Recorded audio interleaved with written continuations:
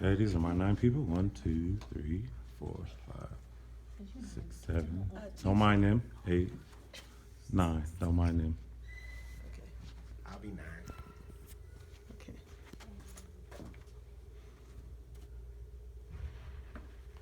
Okay, hello everyone. This is my speech for my communications class 101 for CSN. Um, and for those that may not be interested in sports, this is about sports, so just look like you're interested. Please, thank you. My intro is about, my speech is basically about, it's a persuasive speech. So I'm going to persuade you into realizing that the NCAA, why they should pay their student athletes salaries. And so if you know anything about student athletes in the NCAA does not pay the student athletes. These are kids who either come from home or from somewhere else and are trying to either on an academic scholarship or on a sports scholarship. So I'm going to give you some facts, and then I'm going to give you some other things to why they should pay them. So the NCAA current policy on student athletes and their demands on their students. So as you know, like I said, the NCAA doesn't pay their students. Now, if you know anything about the NCAA and all their sports, I think there may be only a few sports, maybe baseball and soccer, that get money during college. But usually like basketball, football, other stuff, they get paid none at all, and the universities and the NCAA get paid all the money. So my thesis statement is athletes should be considered as employees instead of students. Now the reason why I say that is because most student athletes use the majority of their time to their craft, whether it be baseball, soccer, track, hockey, or anything like that. Now, knowing anything about that, out of a 24-hour period, I would say that the majority of student athletes spends maybe 18 to 20 hours on their craft. So most of the time, if you can even think about that, they're supposed to be going for school, but really they don't really have time for academics. They don't have time for anything, any kind of social life or anything like that. So they're studying film, they're in practice, and most of them are not even sometimes even required to go to class. They mostly focus on their sports.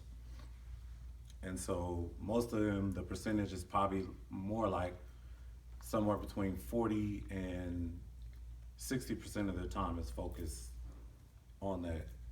And as you realize, the NCAA is profiting on their athleticism, and the athletes don't receive a dime of it.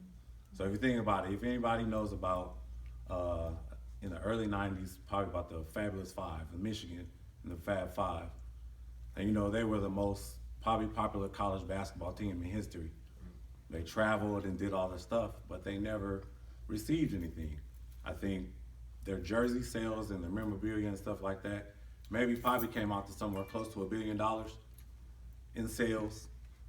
And while they're, traveling, doing all this stuff, Jalen Rose and them, they're like eating ramen noodles and stuff like that in their rooms. Just breakfast, lunch, and dinner, and that's it. And these are student athletes, either the students that primarily spend their most time at the college. Another factor is the NCAA and Turner Sports and BBC Broadcasting, they made a deal that if you see like the tournaments, the basketball tournaments and the football tournaments, the broadcasting like ABC, NBC, TNT, the ones that broadcast the tournaments and stuff, the majority of the money goes to them and the rest goes to the universities. The NCAA tournaments will probably make about $10 billion off of these tournaments and March Madness alone. And if we go to the coaches' salaries, they make from anywhere from $100,000 to $8 million. Coach Saban of Alabama, this coming season, he'll make $8.3 million just on one season. One season. $1 million are made from jerseys, merchandise, and athletes' names, which they get credit for, but they don't get compensated for it. Paying student athletes would give them a head start to those who don't go pro. I'm gonna give you a couple of percentages of each sport that goes pro. So baseball, 11% goes pro. Football, 1.7. Hockey, 1.3. Men's basketball, 1.2. Men's soccer, 1%. And women's basketball, 0.9% go to the WNBA and make it professional. That's a huge, huge margin.